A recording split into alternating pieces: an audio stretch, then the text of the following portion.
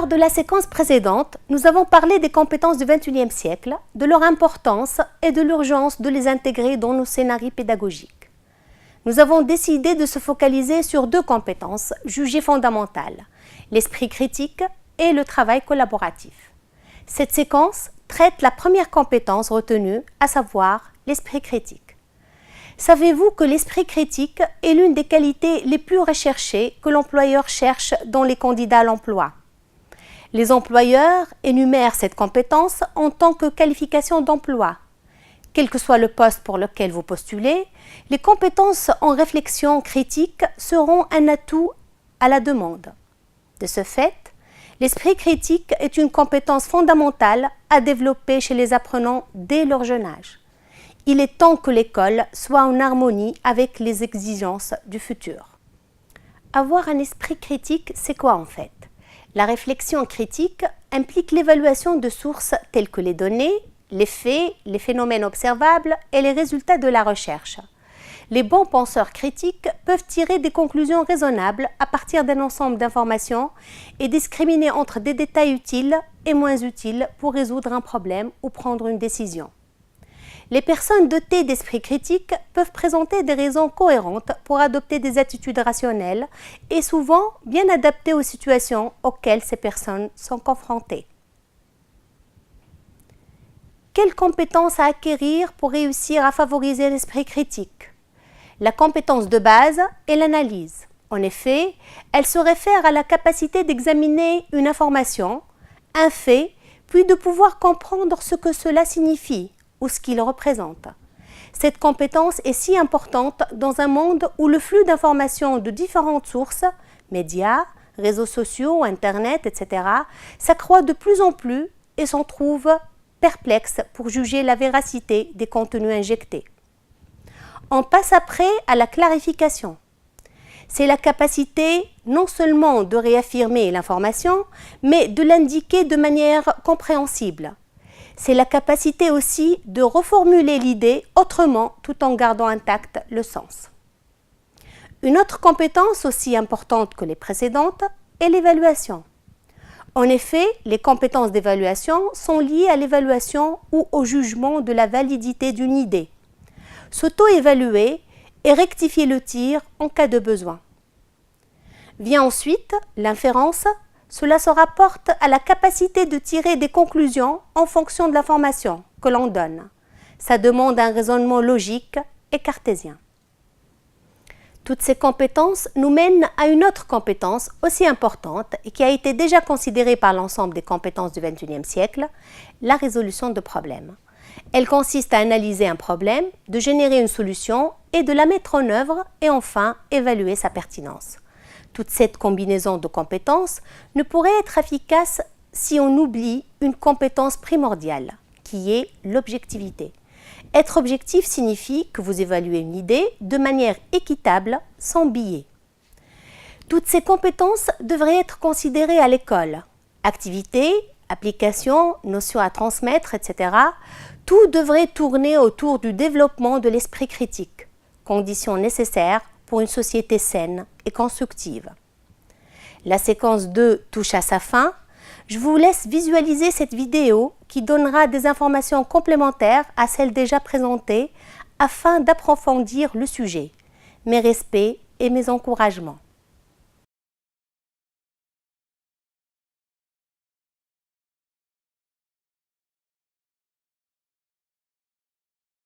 L'esprit critique, c'est une des grandes ambitions de notre système éducatif.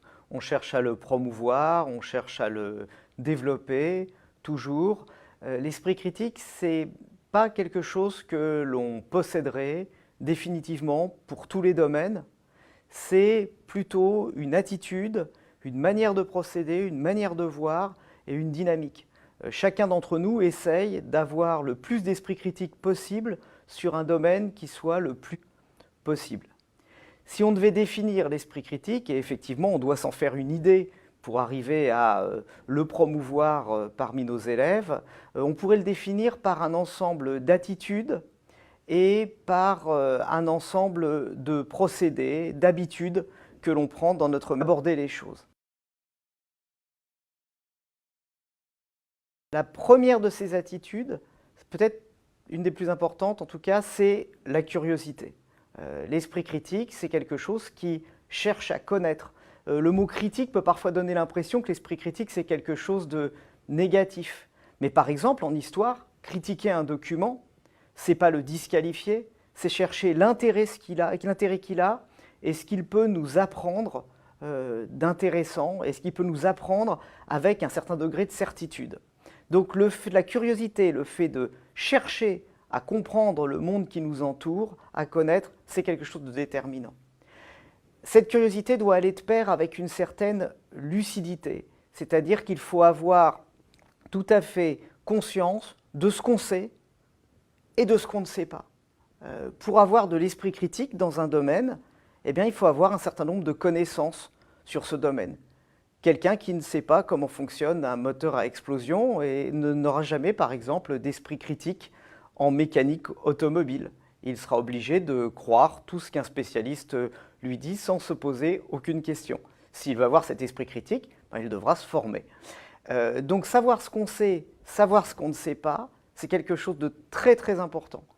Ensuite, il y a ce qui va avec cette lucidité d'ailleurs, une certaine attitude, on pourrait dire, de modestie générale, c'est-à-dire d'avoir une pleine conscience du fait que le monde est complexe, vaste et très complexe, et que nos connaissances sont limitées, qu'on essaye toujours de les faire progresser, qu'on essaye toujours d'avoir des connaissances qui soient les meilleures possibles, mais en même temps que l'étendue des choses à connaître et la complexité du monde, c'est un défi permanent, et je pense que croire toujours avoir le dernier mot sur une question, c'est sans doute quelque chose qui anesthésie totalement l'esprit critique.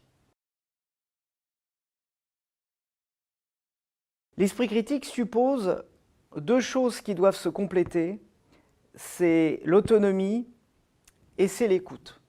L'autonomie, c'est la capacité, comme on le dit souvent, à penser par soi-même, c'est-à-dire à pouvoir éventuellement penser différemment des gens qui vivent avec vous, différemment de votre milieu. On cherche à avoir un point de vue personnel, à se fonder un point de vue personnel. Mais en même temps, l'esprit critique, ce n'est pas quelque chose de totalement solitaire, on pense aussi avec les autres. Et donc il y a une dimension de dialogue et d'écoute qui est fondamentale. Dialoguer, mais aussi savoir ce que peuvent nous apporter les autres en termes de connaissances. Quand je parlais tout à l'heure de se former dans un domaine pour avoir de l'esprit critique, ça suppose aussi qu'on est attentif aux connaissances des autres, qu'on échange et qu'on est capable de se former, de se les approprier. Toutes ces attitudes, ce n'est pas des choses qui seraient des prérequis, c'est des choses qui se forment continuellement par l'exercice finalement de la pensée, cet exercice quotidien. Ces attitudes, elles se traduisent et elles sont en même temps renforcées par des manières d'aborder les choses et des manières de connaître et façon parfois de prendre son temps. Ne pas se presser d'avoir une interprétation, une idée, savoir comprendre avant de juger, savoir même parfois suspendre son jugement pour un temps, se méfier de ce qu'on pensera a priori d'un domaine. Parfois, sur certaines questions particulièrement compliquées, on n'est pas obligé de finir par trancher. On peut avoir des questions ouvertes. Et ça, c'est quelque chose de très très important parce que l'esprit critique suppose de prendre son temps, de prendre le temps de la réflexion, de prendre le temps de se former. Et donc, c'est une exigence particulièrement forte dans une société qui est très marquée par l'immédiat de la communication. Dans la mise en œuvre de l'esprit critique, il y a aussi la notion de prudence. Une information, je dois savoir quelle est sa source. Et donc l'habitude de chercher la source d'une information, aussi le fait de comprendre comment se construisent les connaissances, comment se construit une science, comment se construit une hypothèse scientifique, c'est quelque chose qui est très important puisque comme j'ai besoin des connaissances des autres pour pouvoir exercer mon esprit, je dois savoir quand et où je peux accorder raisonnablement ma confiance. Il y a aussi dans la mise en œuvre de l'esprit critique quelque chose qui me semble fondamental, qui est de savoir distinguer entre le fait et l'interprétation, entre ce qui relève des faits établis, des faits prouvés, et ce qui relève de la manière dont on explique les faits. En histoire, on peut discuter très longtemps pour savoir si ce qui a dominé chez les combattants de la Première Guerre mondiale, c'était l'imprégnation d'une culture de guerre, ou si ils ont combattu plutôt parce qu'ils étaient face à une contrainte physique très forte. Ces querelles d'interprétation sont importantes, mais on sait bien ce qui s'est passé pendant la Première Guerre mondiale. On sait où les gens se sont battus, combien il y a eu de morts, combien il y a eu de batailles, de façon satisfaisante. Toutes ces interprétations, il faut également en accepter la confrontation. Alors ça ne veut pas dire que toute opinion doit être immédiatement discutée, mais quand une interprétation est construite, et avec un minimum de sérieux, on sait qu'on arrive toujours à plusieurs interprétations, et il faut savoir écouter des interprétations qui ne sont pas les siennes, débattre, il faut savoir comparer les interprétations. C'est donc une dimension de pluralisme qui est extrêmement importante dans l'esprit critique, et on retrouve ce qu'on disait tout à l'heure, c'est-à-dire que l'esprit critique n'est pas une pratique solitaire, c'est aussi quelque chose qui se joue dans la société. Débattre sur les différentes interprétations, ça ne veut pas dire que toutes les interprétations se valent, ça veut dire qu'on va savoir trier entre elles. Et on va être apte, ou on essaye d'être apte, à aller vers les interprétations qui nous semblent correspondre à l'expérience. C'est particulièrement vrai en sciences, mais ça peut se retrouver dans d'autres domaines. Des interprétations qui éclairent, qui permettent de comprendre, qui prennent en compte la totalité de ce que nous arrivons à connaître. Et puis, en même temps, avec toutes ces interprétations, il faut aussi savoir distinguer dans toutes les idées que nous développons ce qui relève d'une interprétation qu'on va tester par l'expérience et ce qui de nos opinions. Nos opinions, elles sont utiles, elles sont importantes, elles nous définissent souvent. Elles expriment beaucoup nos valeurs et nos préférences. Et il faut donc savoir, quand nous sommes face à une interprétation qu'on va confronter à l'expérience et quand nous sommes face à des opinions qui expriment nos préférences.